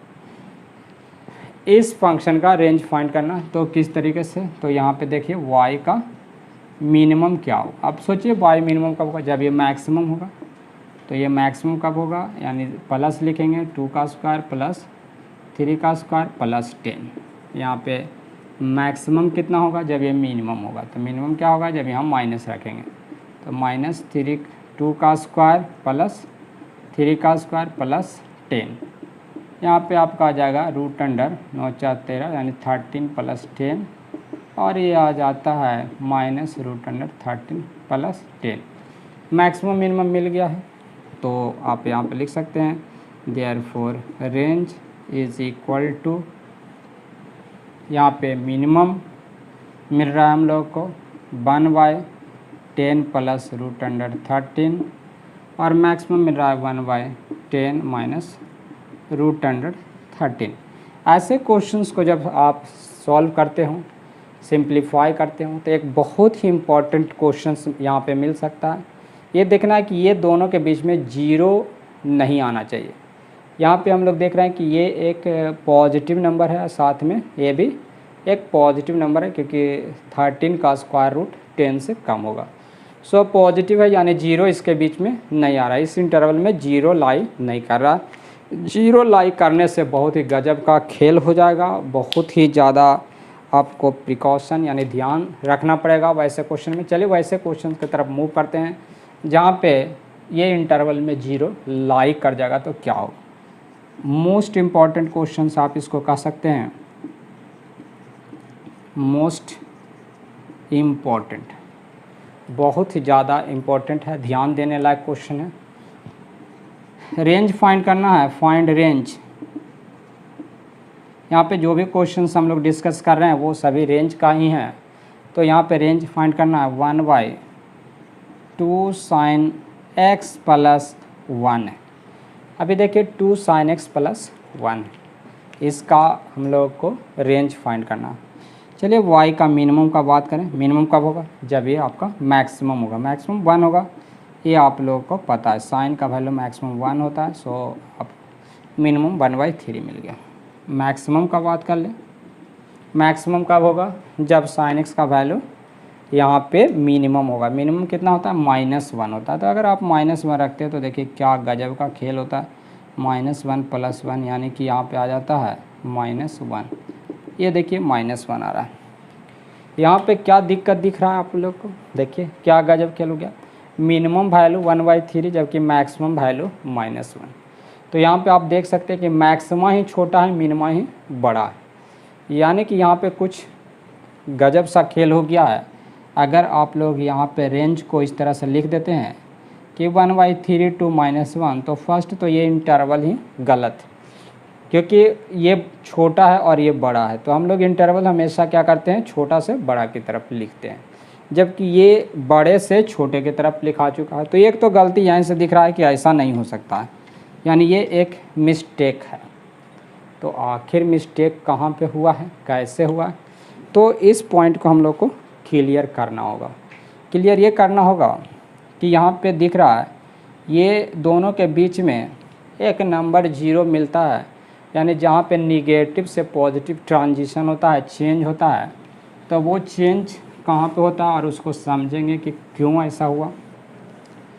तो देखिए अगर यहाँ पे हम लोग बात करें कि मिनिमम जो मिल रहा है वो है 1/3 और मैक्सिमम मिल रहा है वो है -1, और ये दोनों लोकल मिनिमा लोकल मैक्सिमा है। एब्सोल्यूट मैक्सिमा मिनिमा ये नहीं है, जबकि रेंज में हम लोग एब्सोल्यूट मैक्सिमा मिनिमा का इंटरवल को हम लोग रखते हैं। तो अभी हम लोग इसके लिए क्या करेंगे? देखिए समझिएगा, कुछ ऐसा हो रहा है यहाँ पे जो ये डिनोमिनेटर है, डिनोमिनेटर का बात करें यानी 2 sin x प्लस 1 का बात करें, तो इसका मैक्सिमम और मिनिमम क्या होगा? मैक्सिमम वैल्यू इसका होगा 3 और मिनिमम वैल्यू होगा इसका -1। सपोज करिए इसको हम लोग मान लेते हैं कितना है, इसको आप t सपोज कर लीजिए। तो t का वैल्यू 3 से -1 के बीच में लाई करता है। तो यहाँ देख रहे हैं कि t का वैल्यू निगेटिव पहले था, फिर ये पॉजिटिव हो गया। तो आप इसको 2 केस में डिवाइड कर लीजिए। -1 से t का वैल्यू 0 लिख लीजिए और फिर t का वैल्यू 0 से 3 लिख लीजिए। अब देखिए t का वैल्यू 0 क्यों नहीं कंसिडर किया गया? आप सोचिए कि डिनोमिनेटर, इसी को हम लोग t एज्यूम किए 1/t। हम लोग को 1/t का वैल्यू फाइंड करना है। तो t अगर 0 होगा तो y क्या हो जाएगा? अनडिफाइंड हो जाएगा। सो यहाँ पे आप कह सकते हैं कि t can not be 0, t का वैल्यू 0 नहीं होगा। तो t का वैल्यू 0 से कम या 0 से ज़्यादा हो सकता है। ठीक है, इतना समझ में आ गया। t का वैल्यू आइदर निगेटिव या पॉजिटिव होगा। अब t जब निगेटिव है तो इसका रेसिप्रोकल क्या होगा बताइए? तो निगेटिव नंबर है, रेसिप्रोकल करेंगे तो 0 का रेसिप्रोकल क्या होता है? तो अनडिफाइंड होता है। बट 0 से थोड़ा कम का रेसिप्रोकल क्या होता है? तो ये आपका -∞ होता है। 0 से अगर थोड़ा कम लीजिएगा यानी निगेटिव नंबर होगा तो इसका रेसिप्रोकल होगा टेंस टू -∞। और ये 0 से ज़्यादा है t का वैल्यू, तब 0 से थोड़ा सा ज़्यादा का रेसिप्रोकल क्या होगा? Tends to +∞। तो यहाँ पे तो हम लोग को पता चल गया कि ये रेसिप्रोकल करेंगे इनइक्वलिटी चेंज होगा, ये हो जाएगा -∞ से -1। और यहाँ पे जब रेसिप्रोकल करेंगे तो ये आ जाएगा आपका इन्फिनिटी और ये आपका आ जाएगा ग्रेटर देन 1/3। जब आप रेसिप्रोकल करते हैं तो इनइक्वलिटी भी चेंज होता है, साथ में आपका रेसिप्रोकल तो करने पे क्या हो रहा है? इनइक्वलिटी चेंज हो रहा है। तो इनइक्वलिटी चेंज करते हैं और 0 से थोड़ा ज़्यादा का आपका इन्फिनिटी प्लस में और 0 से थोड़ा कम का -∞ होता है। तो 1/t क्या था? y था। तो यहाँ से आप कह सकते हैं कि y का वैल्यू माइनस इन्फिनिटी से ज़्यादा और -1 के इक्वल या उससे कम होगा, या y का वैल्यू 1/3 से ज़्यादा और इन्फिनिटी से कम होगा। अब देखिए फाइनली हम लोग रिज़ल्ट की तरफ पहुंच चुके हैं। y का वैल्यू मिल चुका है, यानी रेंज मिल गया है। सो रेंज यहाँ पे क्या मिल रहा है, -infinity to -1 union 1/3 to infinity. तो इस तरीके से आप जब कभी ऐसा इंटरवल मिले जिसमें मैक्सिमा और मिनिमा यानी दोनों में से कोई एक निगेटिव और एक पॉजिटिव हो, और ख़ास करके कौन सा पॉजिटिव हो, मिनिमा पॉजिटिव और मैक्सिमा निगेटिव हो, यानी कि जब आप अरेंज करते हो तो इंटरवल थोड़ा उल्टा दिखता हो, तब वैसे सिचुएशन में आपको समझना होगा कि डिनोमिनेटर कहीं ना कहीं ज़ीरो हो रहा है और उस डिनोमिनेटर पे फंक्शन अनडिफाइंड हो रहा है। तो फंक्शन को अनडिफाइंड नहीं होने देना है, उससे फंक्शन को बचाना है, और उसको हम लोग बचाते हुए आगे बढ़ते हैं और पता चलता है कि आपका रेंज इस टाइप से मिलेगा, यानी -इन्फिनिटी से -1 यूनियन 1/3 टू इन्फिनिटी। ये देखिए मिनिमम मिल रहा था जो कि सही है, 1/3 मिनिमम है बट पॉजिटिव में मिनिमम है। -1 मैक्सिमम मिल रहा था तो ये भी सही है कि ये मैक्सिमम है बट निगेटिव में मैक्सिमम है। सो ये लोकल मैक्सिमा है, ये लोकल मिनिमा है, और इस तरह से आपका रेंज मिल गया।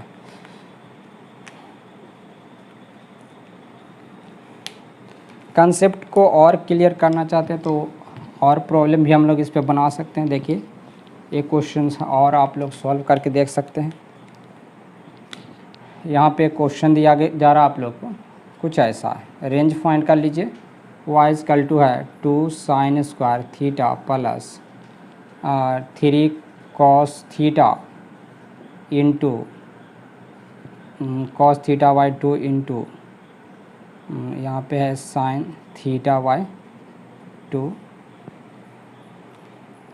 अब प्लस मान लीजिए यहाँ पे 5 cos स्क्वायर थीटा, यहाँ पे चलिए सपोज करिए थीटा ही है। तो इस टाइप के क्वेश्चन है, y equal to 1/2 sin square theta plus 3 cos theta into sine theta plus 5 cos square theta.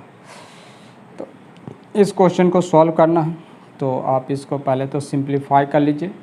तो 2 sin square plus 2 cos square 1 होकर के 2 कॉमन हो जाएगा, और प्लस यहाँ पे आप इसको क्या करिए, इसको 3/2 लिख लीजिए, और 2 sin theta into cos theta हो जाएगा sin 2 थीटा, अब प्लस आपका मिल जाएगा यहाँ पे 3 cos स्क्वायर थीटा। सिंप्लीफिकेशन के बाद आपको ऐसा मिल रहा है। चलिए इसको हम लोग फर्दर सिंप्लीफाई करते हैं, देखते हैं कैसा मिलता है। फर्दर सिंप्लीफिकेशन करने के बाद ये मिल जाता है, 2 ऊपर चला गया तो 2 divided by 4 plus 3 sin 2 theta plus यहाँ 6 cos स्क्वायर थीटा मिला। अब देखिए यहाँ पे हम लोग के पास प्रॉब्लम क्या है, यहाँ पे 2 थीटा एंगल है और यहाँ पे थीटा एंगल है, तो दोनों जगह एंगल सेम नहीं है। तो फर्स्ट जो रूल है उसके अकॉर्डिंग हम लोग को एंगल को सेम करना होगा। तो एंगल को सेम करने के लिए हम लोग cos स्क्वायर को चेंज करेंगे। तो y इक्वल टू मिलेगा 2 divided by 4 plus 3 sin 2 theta plus 6 cos square theta होगा 1 प्लस cos 2 थीटा बाई 2। इस तरीके से चेंज कर लीजिए। तो ये आपका आ गया 3, और फिर आ जाएगा 2 डिवाइडेड बाई 3 प्लस 4 7 प्लस यहाँ आ जाएगा 3 sin 2 थीटा, अब प्लस यहाँ आ जाएगा 3 cos 2 थीटा। तो अब यहाँ से हम लोग y का मैक्सिमम और मिनिमम वैल्यू लिख सकते हैं। कितना हो जाएगा मिनिमम, देख लीजिए। मिनिमम होने के लिए हम लोग को क्या करना पड़ेगा, यहाँ पे मैक्सिमम वैल्यू इसका पुट करना होगा। तो आ जाएगा 2 7 मैक्सिमम के लिए प्लस अंडर रूट कितना 3 का स्क्वायर 3 का स्क्वायर तो इस तरीके से ये आपको मिल जा रहा है 2 डिवाइडेड बाय 7 प्लस 3√2 और मैक्सिमम कितना मिल जा रहा है, तो 2 डिवाइडेड बाय 7 माइनस यहाँ पे आ जाएगा 3√2।